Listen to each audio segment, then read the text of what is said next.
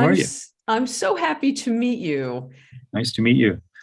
I think we've actually met like for a second at Molly Malone's at a gig. And I don't know why, I've been trying to, for the life of me, to figure out who you were playing with, because you play with everybody. No, I don't know if I played. I might have been an audience at Molly Malone. I could have sworn you were playing. Maybe it wasn't Molly Malone's. Maybe it was somewhere. Maybe it was some. Ireland's 32, maybe. No, well, that would be Teresa. Did you play with Teresa and Terry? You play with Teresa and Terry. Yeah. You know what? Actually, it might have been the Write-Off Room. Did you play with them at the Write-Off Room? No, I played with a couple of groups there.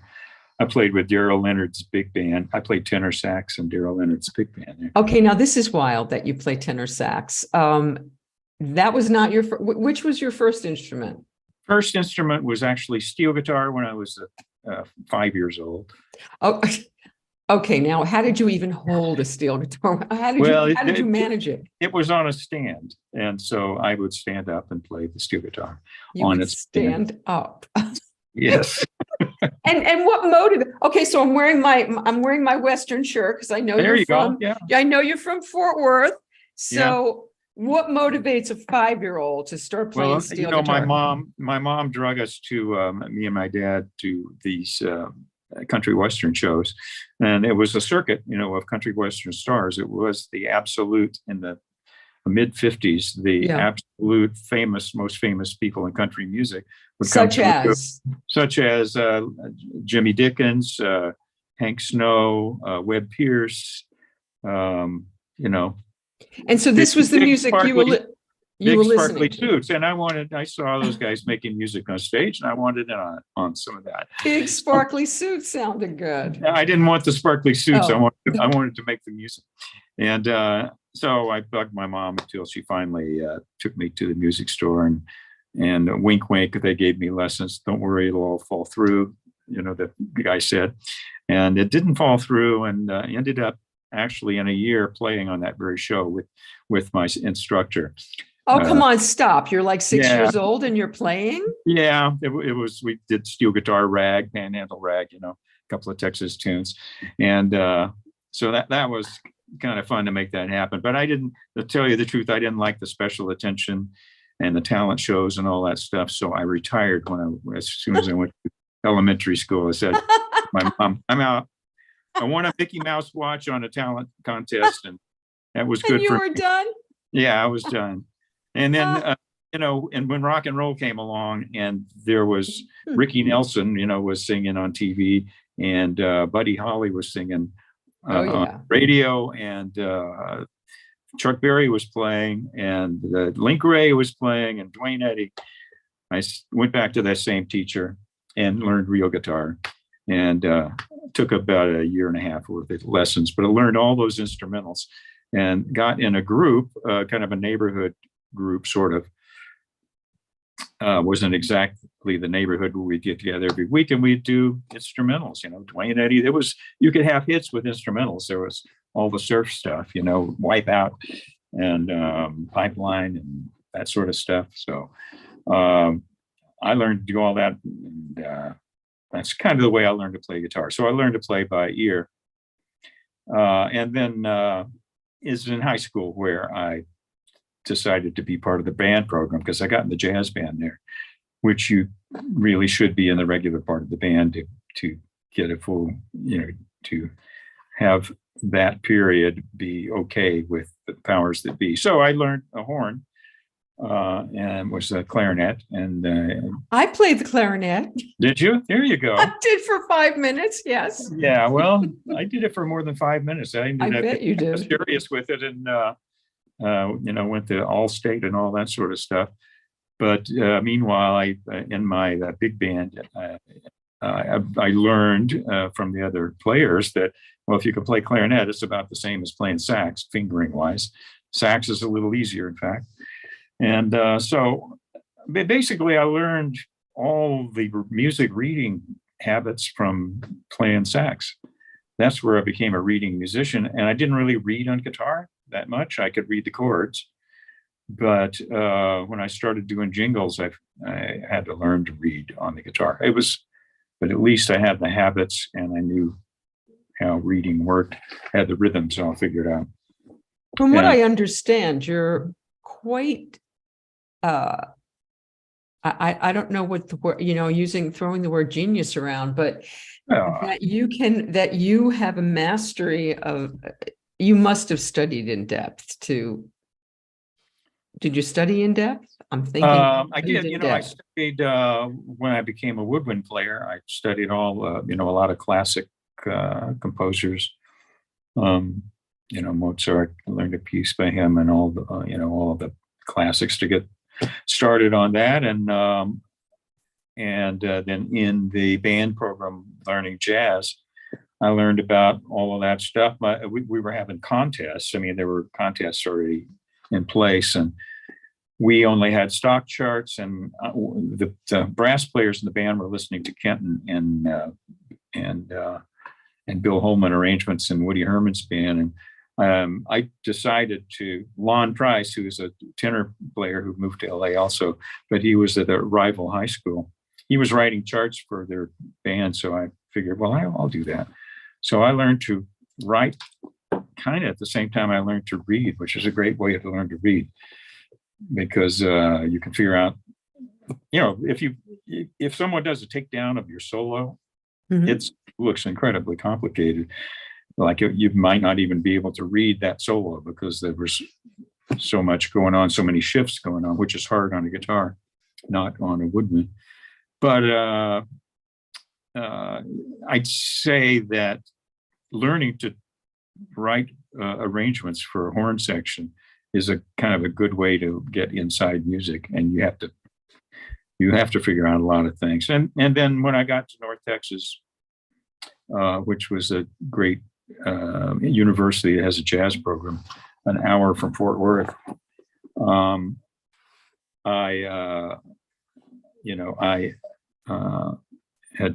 did a few arrangements for them and met some ferociously great players, and so many players from all over the country come that you get to hear what a really professional sounding group is like, and then you try to get in there.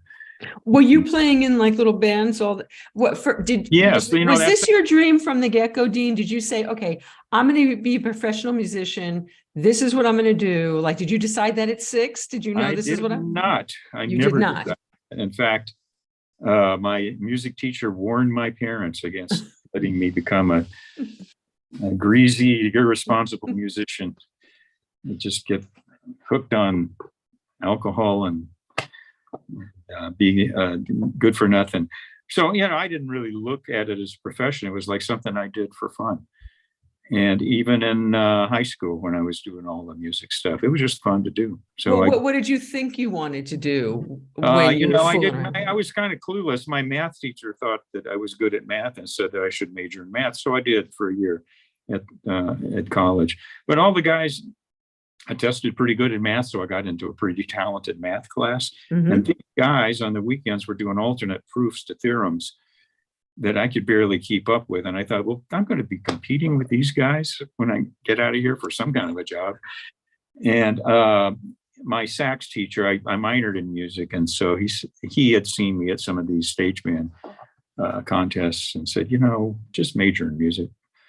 And I just decided to go for music because that's what I like to do. And I decided that even if I didn't make a great living at it, it would probably be good enough. And I'd rather have that life of really liking what I do. And, and what may, as far as the money goes. So I decided to major in music, and I majored in composition. So I learned a lot more then in my second year. I went to real theory, really Bach. You get inside music in a very analytical way. And I was so happy to be pointed in the direction of something that I like to do. I didn't know whether I would be, and I wanted to be a studio player. I knew that it existed. Okay. So why did that call to you rather than being a live musician? Yeah. Well, I heard, I had a reel-to-reel tape recorder, and my parents were nice enough to get that for me when I asked for it. And I bought tape. The place that sold tape was also this recording studio in Fort Worth, and they were doing a jingle, which is like a commercial with music.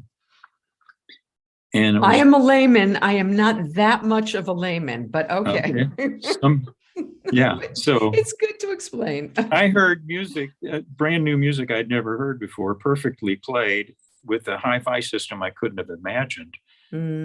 Recording studio, and then I had read, I guess or maybe in the Glenn Miller story or something, they mentioned that the guys that had been on the road in the big bands became studio musicians. So I knew it was a thing and it existed, and I thought, well, that's completely great. I want to do that. And I'm glad that I picked that, because. Okay, so wait, before you keep going, so it never it didn't dawn on you. Okay, I want to be in the Rolling Stones, or I want to. Well, that group that I played instrumentals in. We eventually, when things got hot and heavy in the '60s, we did learn Beatles, Byrds, Stones. Joe Tex, James Brown. We got into it, and I maintained that group all the way through college, almost all the way. And I was glad I did, because as I was learning more about music, got into classical music and jazz music, the temptation was to spend your time there because you're learning a lot. But when rock music got really interesting in the '60s, Hendrix, Cream, Byrds, that was pretty nice. And I was glad that I was in on it already. And we were completely had those songs figured out. And, I was kind of the guy that would teach the band the songs. So I knew how all that was put together. So I was really glad to have maintained the rock and country stuff. How disciplined you must have been. Very. What was your playing schedule like, Dean? Did you play all day? Did you practice all? I mean, it sounds like you were pretty studious about this. Well, I'd call myself a binge practicer when I'm up against a job that I'm not sure I'm ready for. I binge it until I get there. And so you're human and you're normal. Okay, that's good to know. With superhuman talent. I've talked to guys, I wish that I practiced every day from the age of 6, but I didn't. I actually did hit a binge in college on guitar. I decided to practice some technique. And since I had this rock group to play in every weekend, I got to kind of track my progress, and I started thinking more about my hands and positions and was able to put together streams of bullshit. I don't think so. That kept on rolling, and it like my playing became less me. So I kind of backed off of that kind of focus for a while to get back into music. My ideal has always been you hear a musical idea and you're able to play it. And so and you're able to sound like anybody. I mean, Snuffy told me that you were Snuffy for 10 years. You basically could play Snuffy better than Snuffy for 10 years. That was an absurd gig, because Snuffy it brought guitar to the forefront in music scoring, especially for 30-something TV show. He basically brought acoustic guitar into a lead role and that kind of stuff. And he's how did you guys connect, Dean? Did you guys know each other from Texas? How did you meet? No, we didn't. We should have. I mean, he's from Fort Worth. I'm from Fort Worth.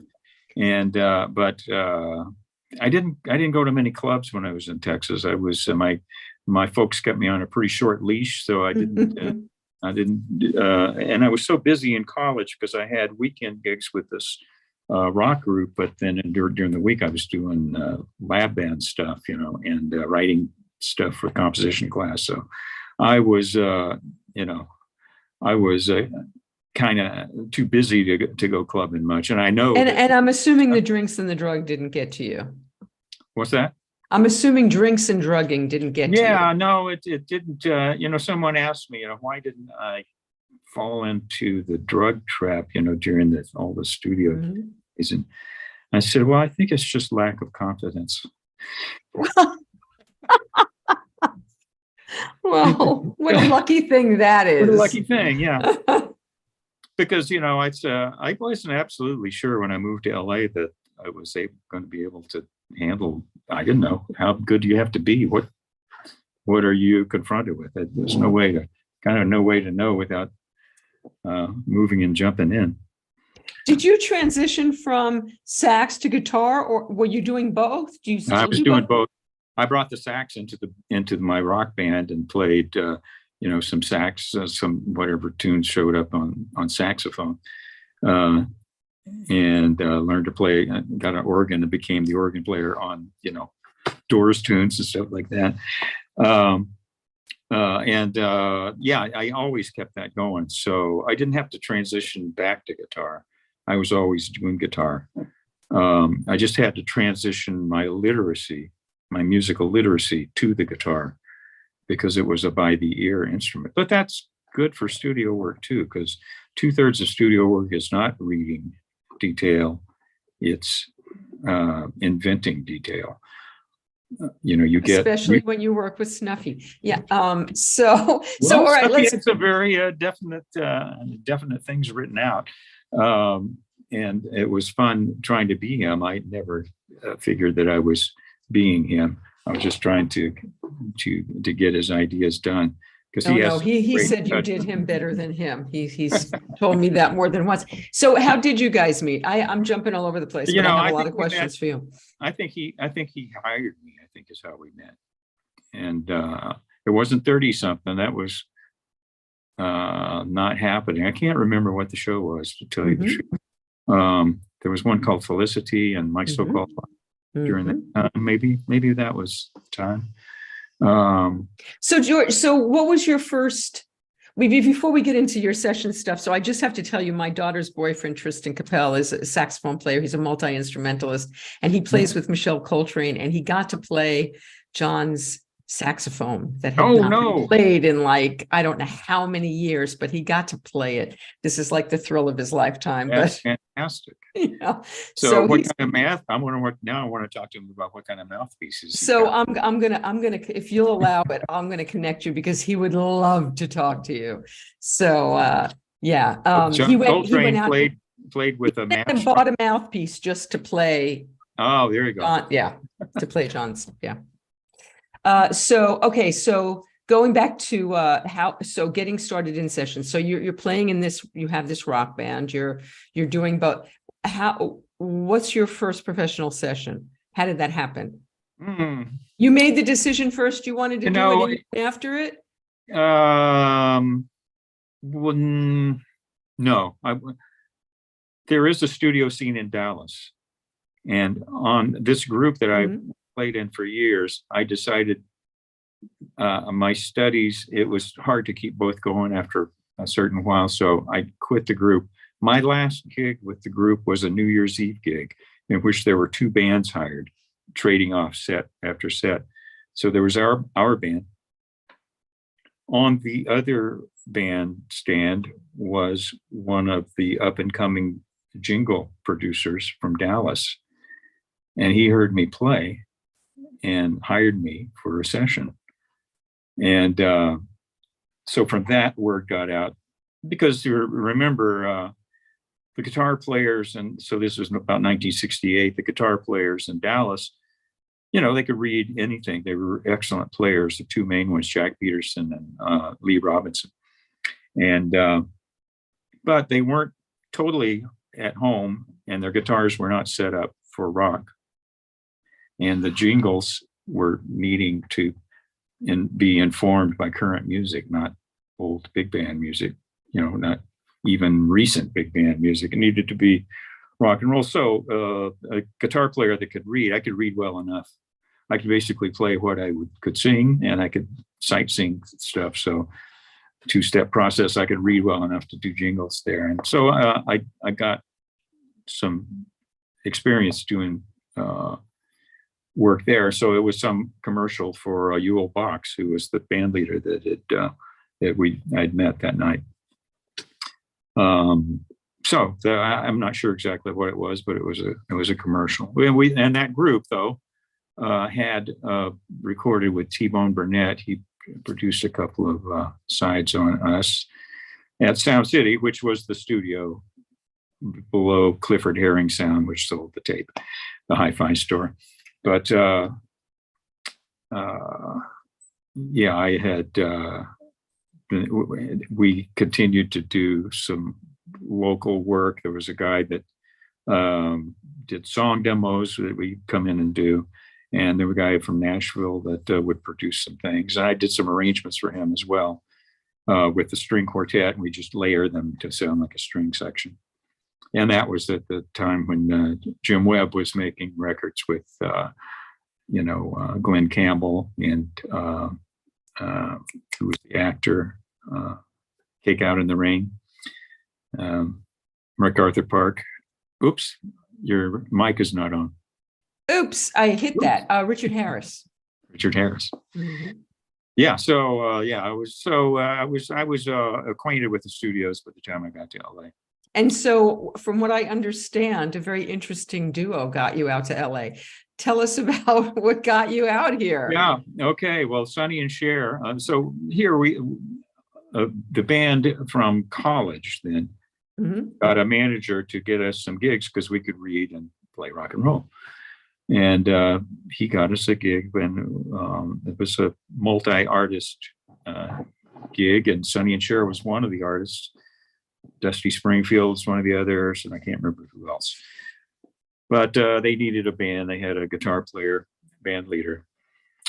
So we played that gig with them. Now this was between the hippie bearskin coats. Is that what? I remember what they looked like. Yeah, the bell bottoms. Yeah, between right. the bell bottoms and the tuxedo was a time when they were inventing the tuxedo gig, and they wanted to do Vegas eventually, and they wanted to do.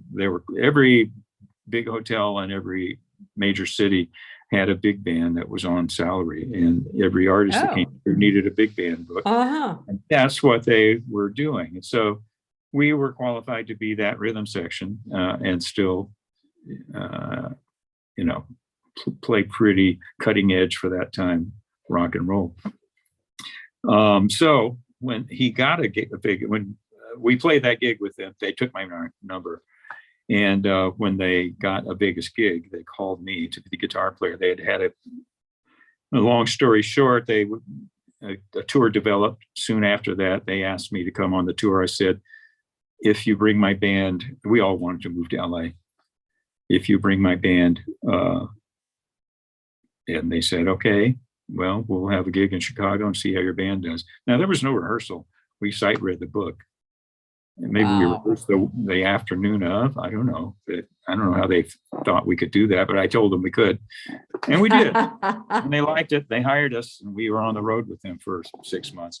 And lo and behold. Okay, so wait. So how was that for you? You've made the decision to be a studio musician. That's your thing. Now you're going on the road. So do you enjoy the road? Did you enjoy the road?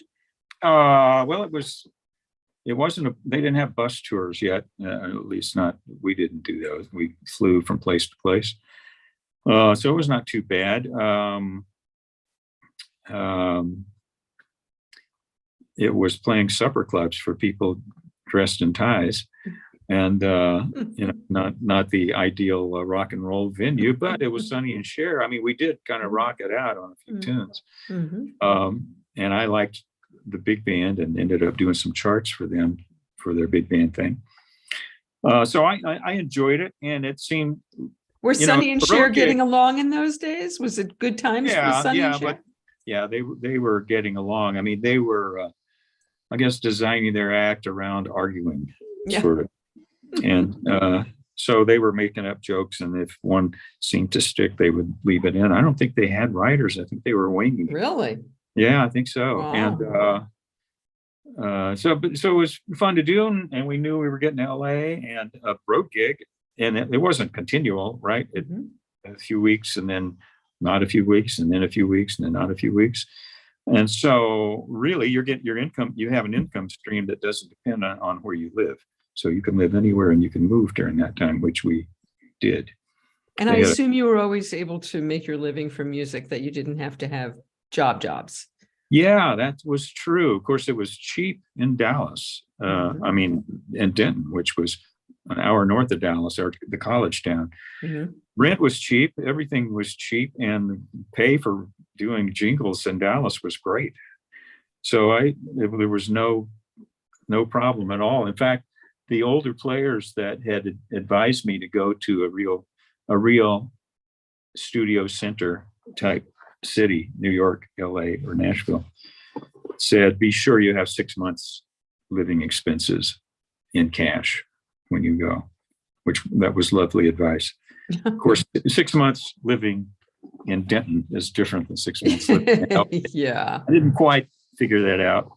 And it's a good thing. It might have held me back, but all worked out okay. But yeah, so I didn't have to get a regular gig, although I didn't step right into studio work. It was not like a slam dunk, but fortunate thing happened. Sonny and I got a little bit of work, I ran into a guy at the first apartment that we stayed at, or hotel that we stayed at, who was producing a demo on his girlfriend, or he was the boyfriend, a guy that was producing it. Anyway, he ended up being Dallas Smith, who did a number of records in that. So that was kind of regular sporadic employment from him. Mm-hmm. But Sonny and Cher, CBS came to Vegas to see their show. They had a month. They finally did get their Vegas gig, their month in Vegas. And they had developed this comedy routine to a certain level where the characters were pretty solid. And they decided to give them a 6-show deal for the summer replacement. And Sonny, thank you, Sonny Bono, insisted that the rhythm section get auditions to be. How fabulous. It's fantastic, because you think about it, you have to do all of the music for an hour music special in 3 hours, 3-hour pre-record. The band needs to know how to do that, or needs to be experienced enough to do that. And Sonny believed we were, and we were. And that's, so that became my first sort of A-range gig in LA, which was a good place to show that you could do all that stuff. And they hired a second guitarist for that first gig, Larry Carlton, to spy on me to see whether I could handle the chair.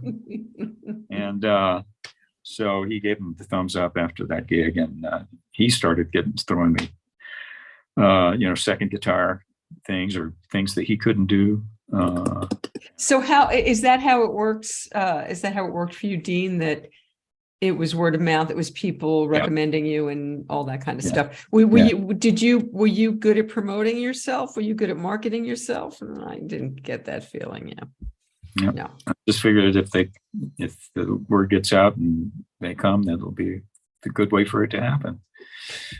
So was it just once it started with, your discography is the most, you and Lee Sklar are absolutely absurd, because between the two of you, I think you have played on every single album I have ever listened to. And you've done a lot of them together too. We have, yeah. So, but I tell you, there was so much work. You think, so Glenn Campbell had started his show, and that was kind of done by the time I got to town, but that at least established LA as where you can record country music here if you need to. Mm-hmm. Right. Motown moved. I didn't know that was going to happen. They moved in 1971, right? Because Diana Ross wanted to be in movies. And so there was so much work, and then all the work that was already there, doing TV films and record dates, and record companies weren't at all sure why certain things were selling and other things were not selling. So they would kind of fund everything and give everything a chance, and it was all our albums. So there were all these albums being funded, and they needed players because there was only so many days of the week and so many studios, and you needed guys to do it. So word got out, especially a rock player that reads, because there is a life for a musician in studio work that doesn't read very well and doesn't read Really? notes exactly. Yeah, sure. But there's always that date that comes up where they assume you can read, and that's an awkward time for guys that are not ready for it. But that doesn't mean their career falls apart, because they just don't get those kind of calls. The contractors and the people learn that. But in a record date, seldom is it all written out for you. You need to be I've interviewed so many musicians, Dean. Sorry to interrupt. I don't know of any successful session players that I've interviewed that didn't read. I can't think of it.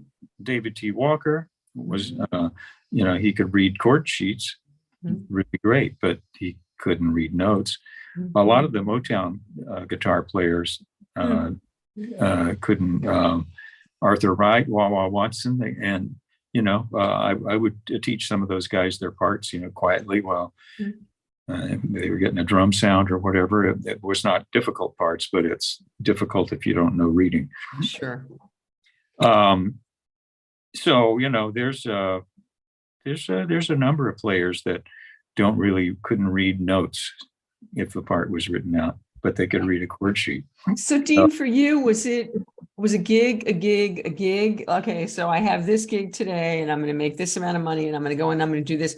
Did you have passion for, I assume you had passion for some of the stuff that you played on Innervisions. Oh my God. One of my favorite albums of all time. I mean, did you like when something like that came along, was it just speaking to your heart? That was totally special. And plus on that session, it was an overdub. And it was the only track on the album. It was the ballad, Visions. And they had already done the track, so I did a couple of acoustics. But before that, they had Studio A at a record plant blocked off for a month. And all the Stevie stuff was set up, his big synthesizer wall, curved wall of synthesizer, his drum set, mic'd, ready to go, a vocal mic at every instrument. Rhodes, acoustic piano, everything. And he wasn't ready for my tune yet. He was kind of in the middle of inspired afternoon. So I watched him for about 2.5 hours do like one pass on drums on one of the tunes. And then it's all set up. One side of the console was not touched. All of his input levels were there and not to be touched by anybody.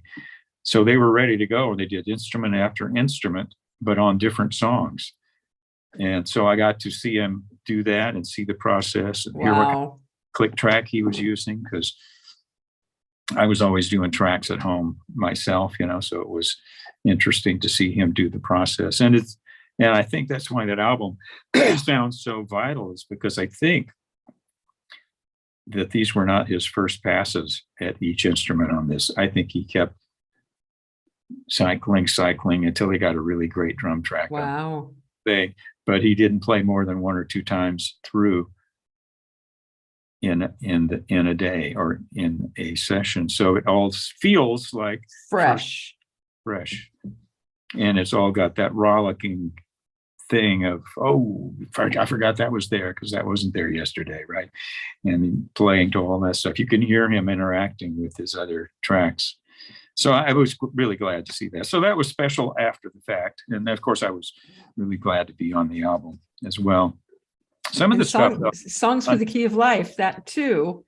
That was an overdub as well. And it was an acoustic part on a song called As. And you almost can't hear the acoustic all the way through it. You can hear it at the end. It goes at the end after Herbie Hancock solo, and we're still running. These are all first takes, by the way. He just took my first take on Wow. on all of the stuff. So, but at the end, he came on the talkback, which wasn't recorded, and he said, "Take a solo."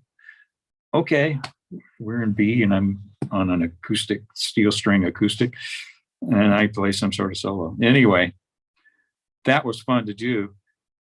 What was really nice about that is the Questlove, when he was doing the Academy Awards a couple of years ago, he got access to Stevie Wonder's multi-track tapes, and he made a tape of just Stevie's vocals and my acoustic guitar. Oh. And I heard it live. I actually need to get in touch with him because I want to get out. Nathan East has done an interview with him. I'm going to try to get a copy of that track. But it was. I heard that version. I thought, well, what? Well, that's nice. I wonder if that was me. I never heard my part that clearly. And I just went through it in one take, so I didn't really know what I was going to do before I started. Anyway, that was a nice hello from the old work, But so some of the stuff was for artists you haven't heard of, and so you couldn't be excited one way or the other about it. It was, fun to do. It's fun to hear. Then there's Steely Dan. Then you're playing. There's Steely Dan. Now they were already famous as a group. They'd already recorded by the time they got to us guys. It was Pretzel Logic. That was the first album they started using studio rhythm sections on. And but we already knew, Do It Again and Reeling in the Years. Those were huge hits. We knew that we were in for something good. It was not very inspiring sessions. Really?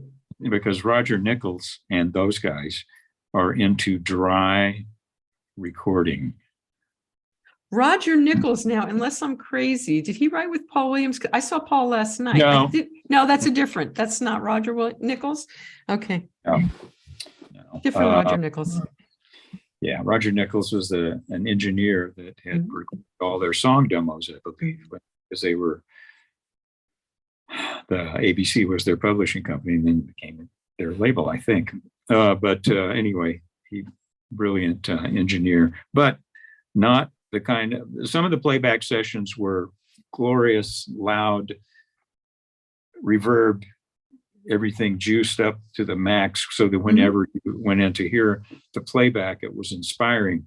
And Steely Dan was not that. It was just dry. Whatever sound you had going, that's the sound you got. Wow. Whatever sounds the drummer is tuned to, that's what it is. And it was very dry and kind of intimidating because there was like no help from the juiciness factory. None of that. Wow. But I mean, it did make it easy to discern for precision, which those guys were kind of into. But it makes you picky about precision just because there is no glue to glue it together. But that's kind of the thing that makes, there's not that much reverb on their whole career, all their albums, which makes it, like a Journey record, when that is because of the reverb, right?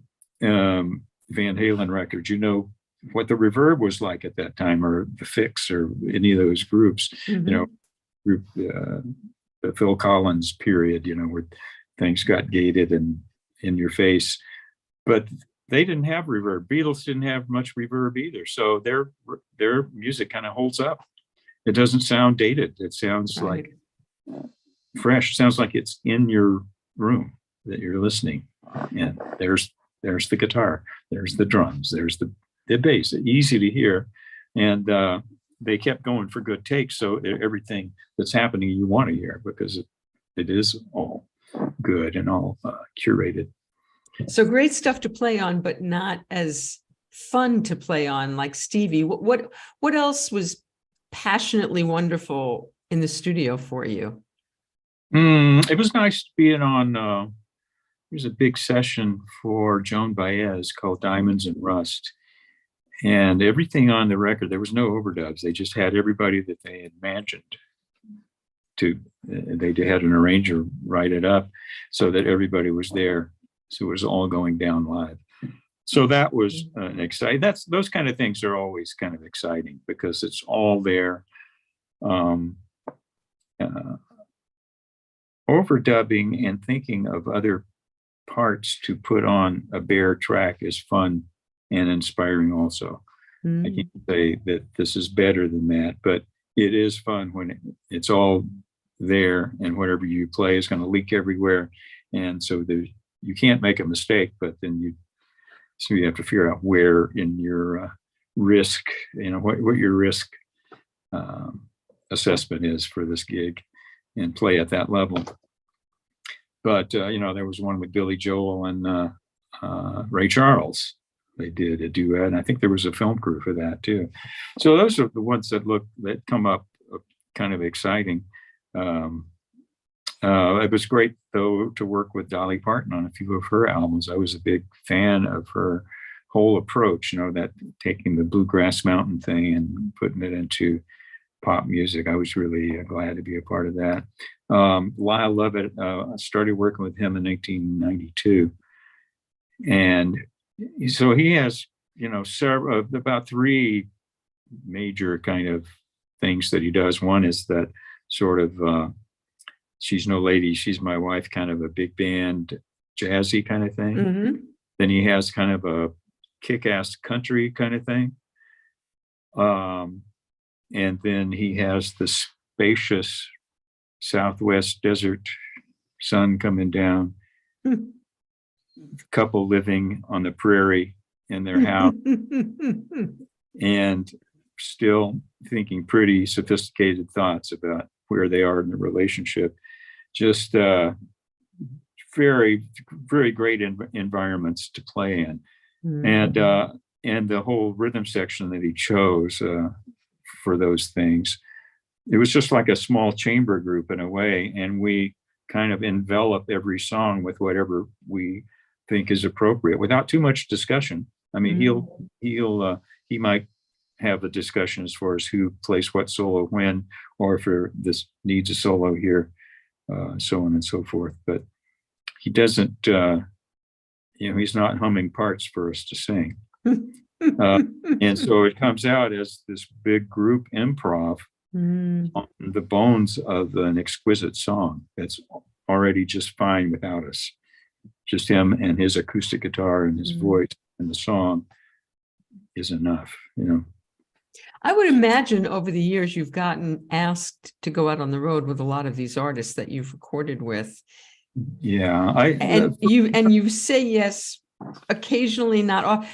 How did Bread happen? What was that about? I played on. They were doing a album called Lost Without Your Love.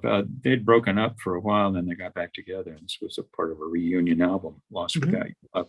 So I met David Gates on that, and then they decided to tour with Bread and James Griffin and all the guys, and they thought they needed a lead guitar player so that they wouldn't have their hands as full trying to make all of these elaborate arrangements come alive live. So I got called into doing that, and that was totally fun to be a part of. James Griffin dropped out at some point, and it stopped being a Bread tour and became a David Gates tour. But to hear him sing that stuff live, he's just as good live as he is on records. Fabulous. Was it on the records? All of these recording artists are amazingly bulletproof as far as their talent and their focus goes. How often, Dean, are you in there with art? I mean, that's a big question because you've been in the studio so much, but you're Barbra Streisand, Bette Midler, Dolly Parton, all these people. Are you in the studio with them, or are you just doing your part when they're not in the studio? How is that happening? Well, the ones you just mentioned in the studio with them, they're live doing. Maybe the vocal you hear is the live vocal that we did all together. They're separated, so it doesn't have to be. They could always have the option to redo their part. but a lot of it is inspired by the moment and sticks. But the Motown stuff, sometimes it wasn't a song yet. It was called Number 19 or something. They didn't have a working title for it even. And it was several factions, production teams vying for the single and for the album cuts on the Jackson 5 and then later Michael Jackson. And so what was that like? What was that like playing on that music? I loved it. To have, first of all, I did my first Motown session. There was Joe Sample and Wilton Felder there. Wilton Felder was playing bass. He was a great saxophone. I was a fan of his sax playing. But then I'd heard that he played all the bass parts on those first Jackson 5 things. Mm-hmm. Totally great. Talk about a guy that could read anything. He could read it first time and every time perfectly. And Joe Sample. So that was actually a great day for me, that first session, and the fact that I knew they were going to call me back for more stuff, because that was just a very fun environment musically to be in on. But I mean, it was highly arranged, usually 3 or 4 guitar players, part written for each guy, although they might be 4 stabs on the same thing, on the same piece of paper. But the producer would change most of those parts. That was just a place for us to start. And then the producer would get hands-on and change the parts, simplify parts, make things work together better. And things that didn't make it. It's hard to tell as an arranger for rhythm things, which things are going to survive, and especially a particular player that's playing them, the sound they have and all of that stuff. So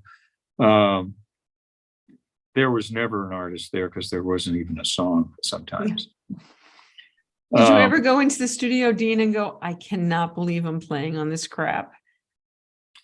Not really. By the time that's good. By the time they get a budget to hire a rhythm section in a Hollywood studio, it's quite a few things line up to make it so that it might be dull, and like if the material is not original and you're having to come up with original things to make it seem more original than it is.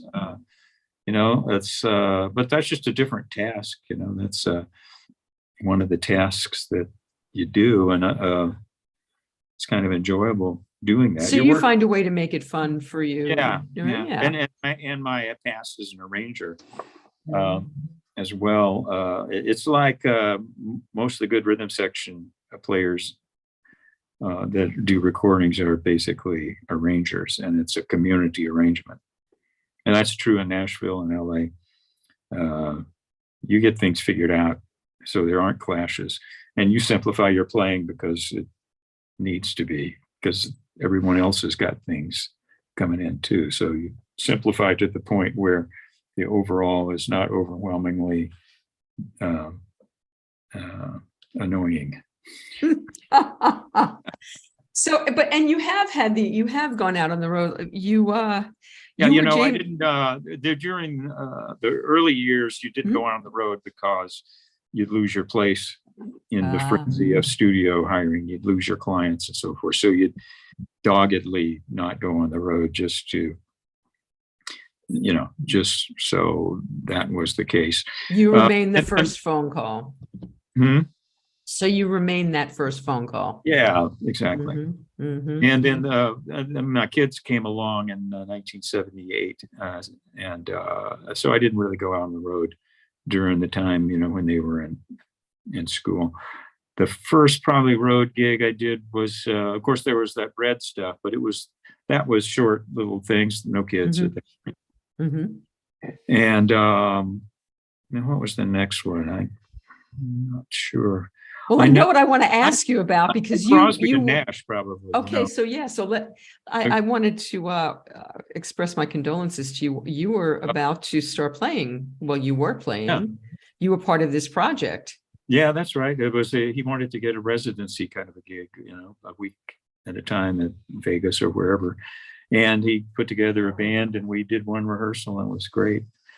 And I'd co-written with Croz on a couple of albums, on his recent album and on the album of Crosby Nash after our tours. But and then 2001, Graham Nash had a new solo album. I played on that, and they asked me to go on the road. So that was kind of my first modern road bus tour.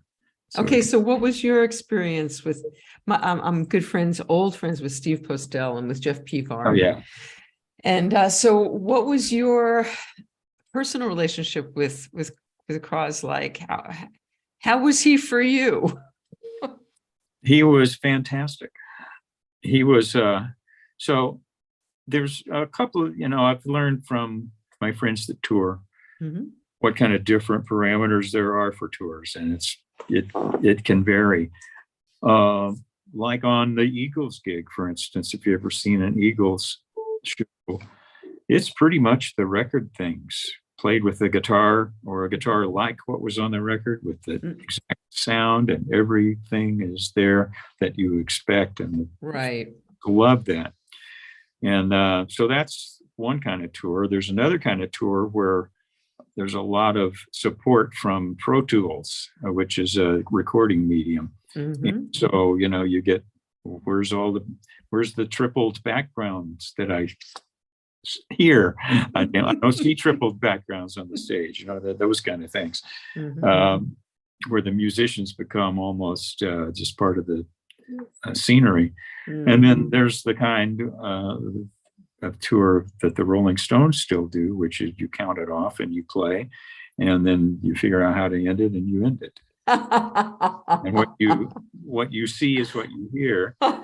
And this was a tour like that, but of course the music was different than the Stones. I was a big fan of the spaciousness of the chord palette of Crosby, Stills, and Nash, and David Crosby's, his Guinevere, of course, is the obvious example of that. But all of Crosby, Stills, and Nash, especially the first album, I was a big fan of. And Graham Nash, I thought, was also a great singer as well. So to play with them, so I would, every night we do basically the same sets, that we keep adding in some new songs to keep the band screwed up. But the further out I took a solo, the bigger the smile on Crosby's face. Oh, he just loved it. He was a jazz fan, and so when that made it the most fun kind of tour, because first of all, the structures are interesting to play on. They're not like a labyrinth, but they are nice moods and nice environments, and quite a bit of variation in there, and a lot of different tunings. I saw Steve Postel had a post about how he yeah. had all of these different strings for different tunings. Steve was a total hero on that. He had all of Crosby's tunings figured out and had the parts worked out in all of those. And it's not a huge amount, but there's this one tune, the Guinevere Deja Vu tuning. That's a weird one. You just have to learn the piece in that tuning. There might be a drop D on an acoustic. I don't know if there were any open tunes, but capoed or whatever. Yeah, he was all set up for all that. On the tours we did with Crosby and Nash, they toured with as a duo. So I did a number of those in the 2000s with those guys. It was totally fun. Okay, so you also were James Taylor's hands. Wow, how does that? So that's got to be crazy. Jimmy Johnson calls me and says, "Okay, friend, we have a James Taylor tour booked for 6 shows in South America, and James broke his finger, and we're leaving in 2 weeks. Oh, God. Can you play his guitar parts?" And so I said, "Let me think about this." And then I hung up and I thought about it, and I thought, okay, I'll go for that. That'll be a load, but I'll go for it. So I said yes, and I did learn the parts. And it was too late to ship my stuff, so I just played James's guitars. They were already there. Olson's, huh? Did you play Yeah, Olson's. I had an Olson of my own. I bought one when they were cheap compared to what they are now. Yeah. And so I learned his parts. Right, I wrote out parts. I wrote out exactly what he played on the versions, or an amalgamation of the versions they sent me, and made a study of it. Because he's another one of those guys like Lyle. He doesn't absolutely need a band. He can sit there with his guitar, and all the music that's important is in his guitar part and in the melody and the words. So I was compelled to represent that as well as I could. And so, it worked out. Was that fun? Fun is too strong a word, probably. What was James stressed because he wasn't doing it? He hadn't done this before. This was not a comfort zone for him. Yeah. And especially since he leads the band with his guitar, it was a thing for him. But he was a good sport about it. He did really beautifully. He was not awkward in the slightest.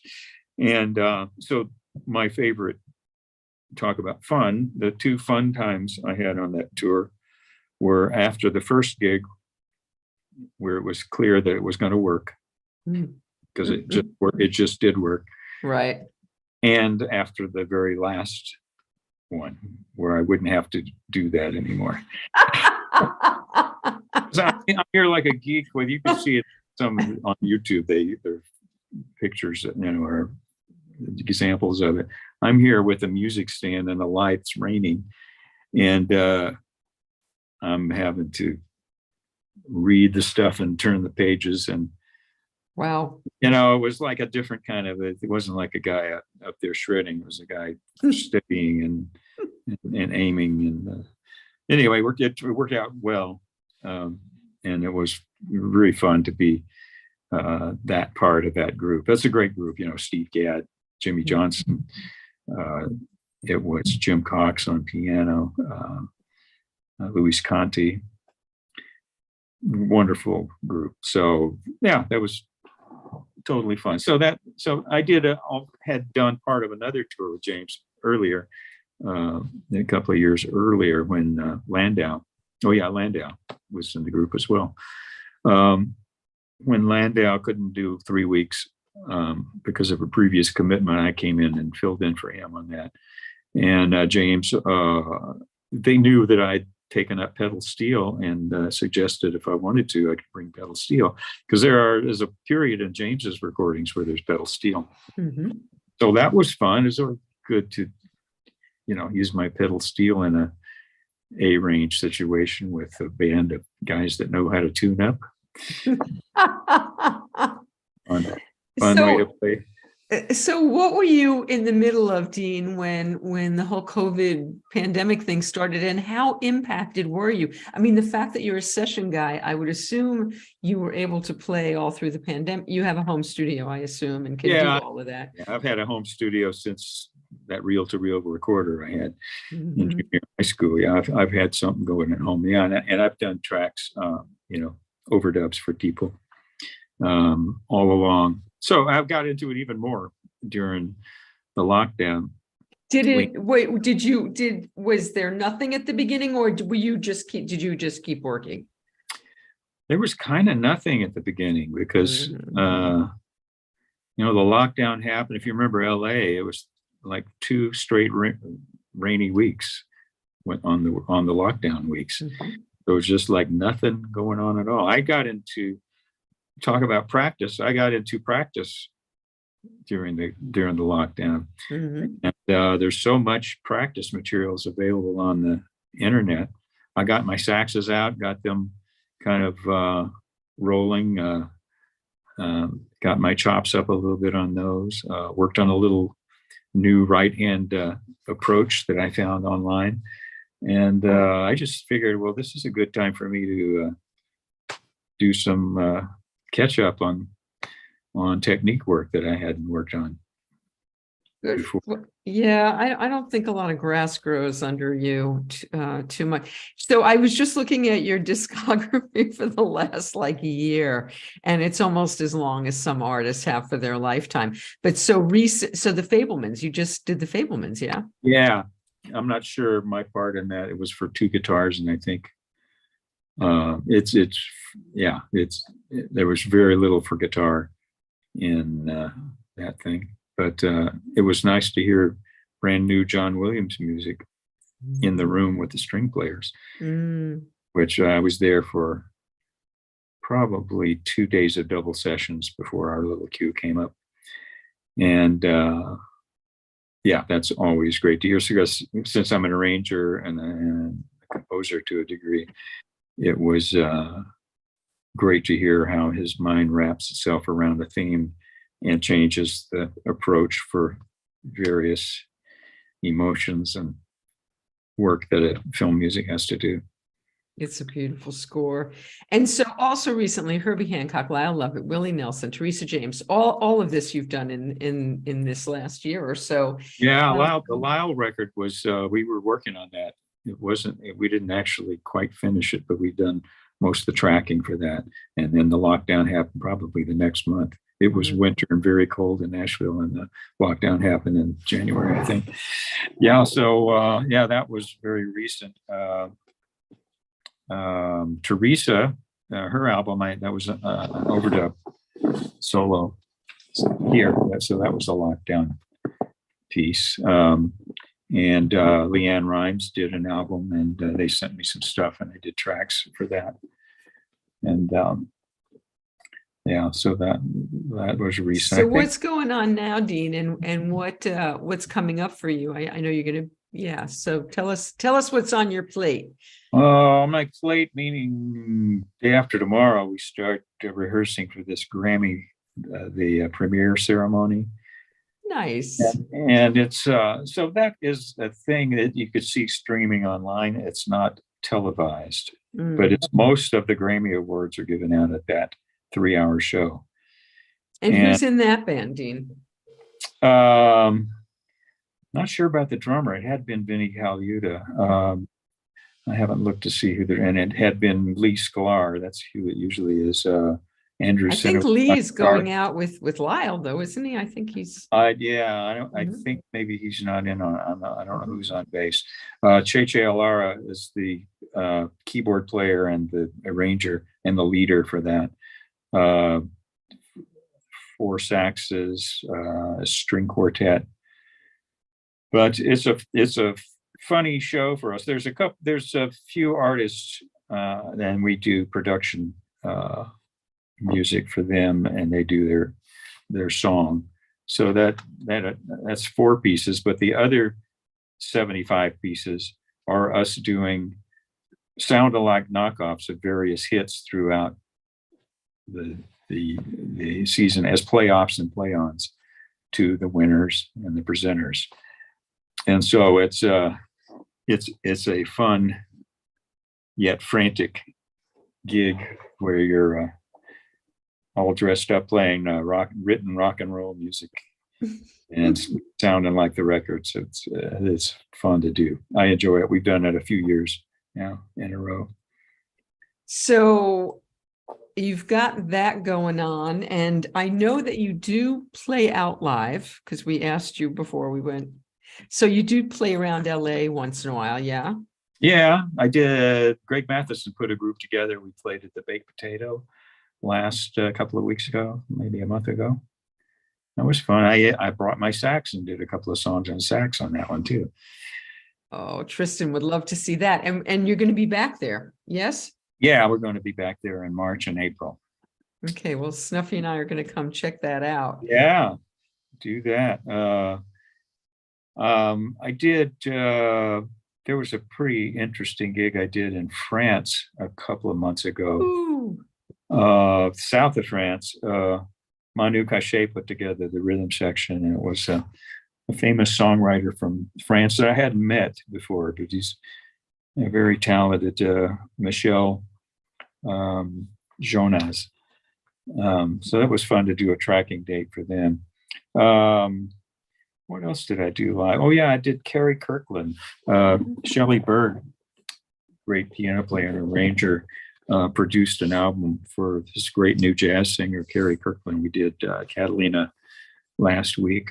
So that was fun to do live. Yeah, so I'm kind of getting out to do the live thing. I'm a little bit worried about COVID, but then a little bit you in a small gathering like the baked potato or a bigger one like at Catalina with the high ceiling. Figure, yeah, there is a chance that it's floating around, but really your chances and numbers are less, so you take your chances.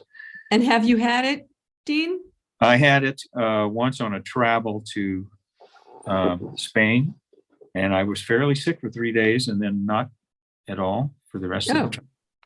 But I mean, that did give me a little, as I understand, a little immunity for the few months past.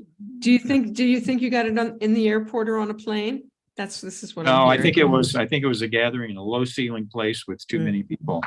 And I had been wearing my mask in elevators and all of that stuff, but that didn't work against that gathering. But, no one else there got it that I know of. So, I don't specifically know where I got it. But so far, so good on the rest of life. Well, it sounds wonderful, and I'm so happy to have gotten to know you a little bit, and I so look forward to hearing you play live. Thank you so much for all the music that that you've filled the years with and continue to. And I look forward to so much more. It was lovely to meet you, Dean. Have a wonderful rest of your day. I look forward to meeting you in person. Nice to meet you too, and I hope we meet soon. Thank you.